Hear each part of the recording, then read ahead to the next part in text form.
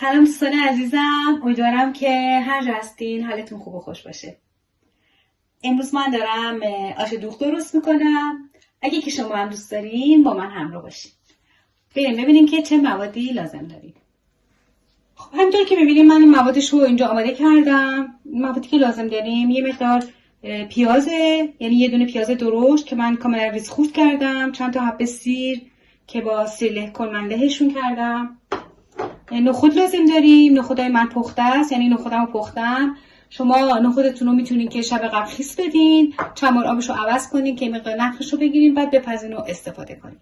نخودتون رو سعی کنین که جدا بپزین، به خاطر اینکه اگر که نخود رو با بریزین داخل آشتون بپزه، به خاطر سبزیایی که آش داره یه مقدار رنگ نخود تیره میشه.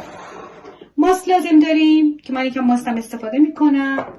دوغ لازم داریم که من این دوغو گرفتم، دوغمو از مغازه ترکا خریدم. شما که تو ایران هستی میتونین از دوغ محلی ترش استفاده کنین یا حالا هر دوغی که در دسترس دارین.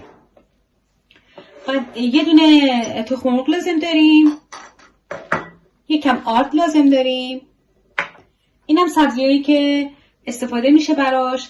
تره گشنیز جعفری که من اینجا تره ندارم، به جاش از سبزی که اینجا وجود داره گرفتم، همون اشنیتلاوخ، و یه مقدارم پیازشه میریزم. و اینجا ما به برنج احتیاج داریم. من برنج نیم دونه دارم که الان یه 2-3 ساعتی است که برنجمو خیس کردم. بهتره که برنجتون رو خیس کنین که هم سریعتر میپزه، هم خیلی راحت‌تر به شکفته میشه. این مقدارم روغن لازم داریم که برای سرخ کردن استفاده میکنیم.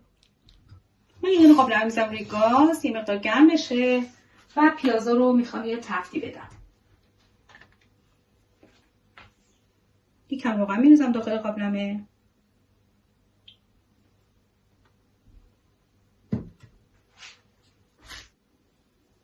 پیاز رو اضافه میکنم داخل قابلمه، میریزم داخل قابلمه تا تفتش بدم.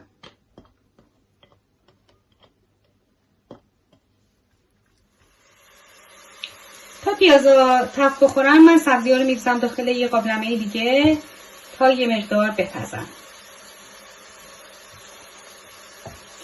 سبزی ها رو مخلوط نمی کنم با آشم از اول، به خاطر اینکه رنگ آشم تغییر نکنه. کنم این مقدار سبزی کافی باشه. کم باشه دوباره اضافه میکنم. آب میریزم داخلش. خیلی آب نمیریزم داخلش، به خاطر اینکه میخوام آبش کاملا کشیده بشه که ویتامیناش از بین نره. یعنی بخوام اینو آبکش کنم، اون آبو دور بریزم که ویتامینا همه به تب داخل آب سبزی میمونه دیگه و دور نریخته بشه. حالا این بپزه، درشو میذارم تا بپزه. خب پیازا یه مقدار تفت خوردن و سبک شدن. من الان سیری که داریم و یه مقدارش رو اضافه میکنم و تفت میدم.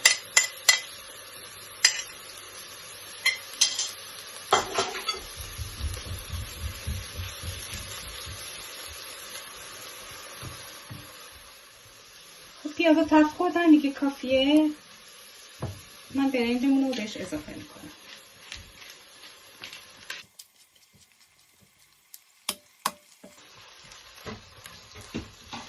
یکم آب بهش اضافه میکنم، آب جوش.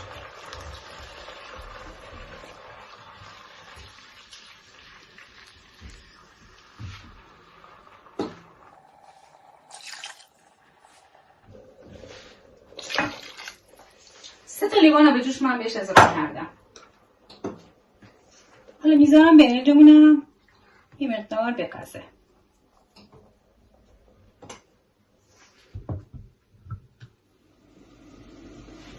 خب اینجا من الان تخم مرغ رو میریزم داخل یه دونه کاسه.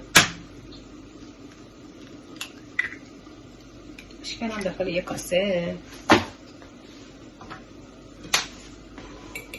مقدار هم میزنم تا از اون خیلی در بیاد و بهش یکم آرد اضافه میکنم.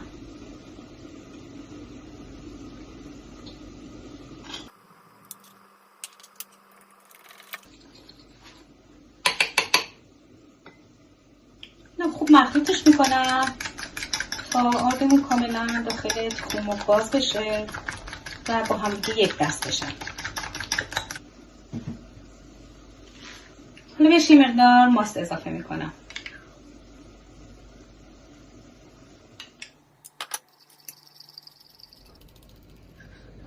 الان دوغی که دارم یه مقدارش رو میریزم داخل این و این رو با هم مخلوط میکنم.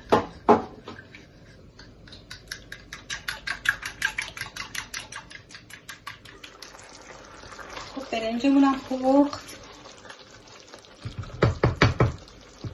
یه مقدار از برنجه من میریزم داخل این دوغ و تخم مرغی که دارم تا با هم دیگه همدما بشن.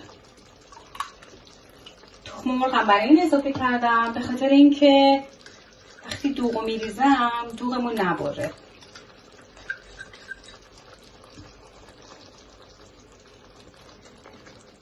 شما میتونید دوغو گرم کنید اگر بخواید همدما بشه، اون کارم میشه کرد. ولی من یه مقدار از این میریزم و اینا با هم دیگه همدما میشه.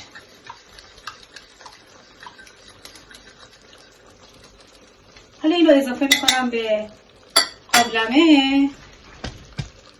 حرارت زیرش هم کمه. این رو اضافه میکنم به قابلمه و هم میزنم برای اینکه نبره. اینجا هم از این دوغی که دارم میریزم داخل قابلمه.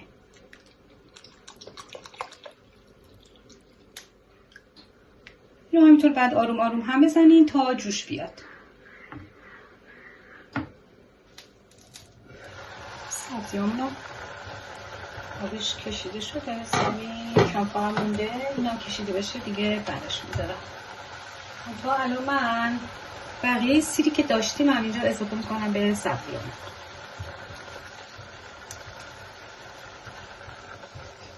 شما اگه سیر تازه داشته باشین میتونید سیر تازه بریزید.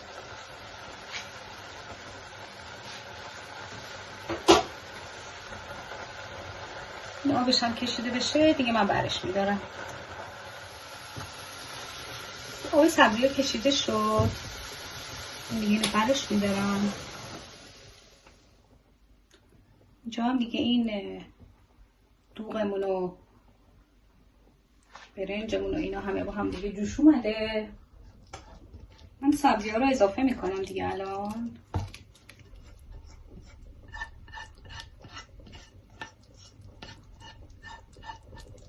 سبزی رو جدا پختم که رنگ آشمون رو خیلی سبز نکنه.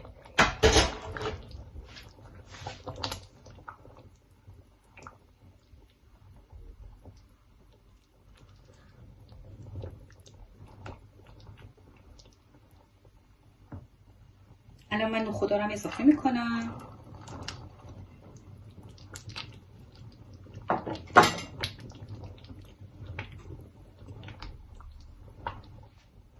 من یه مقدار نمک میزنم. دوغ من خیلی نمکی نبود. شما دقت کنین اگه دوغتون نمکی زیاده به این زیاد نمک نزنید. حواستون باشه که موقع آشتون شور نشه. یه ربع دیگه بجوشه تا من سروش کنم. خب دوستان عزیز آشمون آماده شد. همونطور که میبینین حسابی جا افتاده. خیلی هم خوشمزه شده. این آشو هم میتونین سرد بخورین هم میتونین گرم بخورین. یعنی وقتی که فصل زمستونه میشه این آشو کاملا داغ و گرم استفاده کرد و خورد و خیلی میچسبه.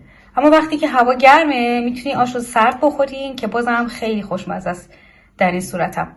حالا اگه شما دوست دارین امتحان کنین ببینین که واقعا همینطوره یا نه. نظراتتون رو برام بنویسین.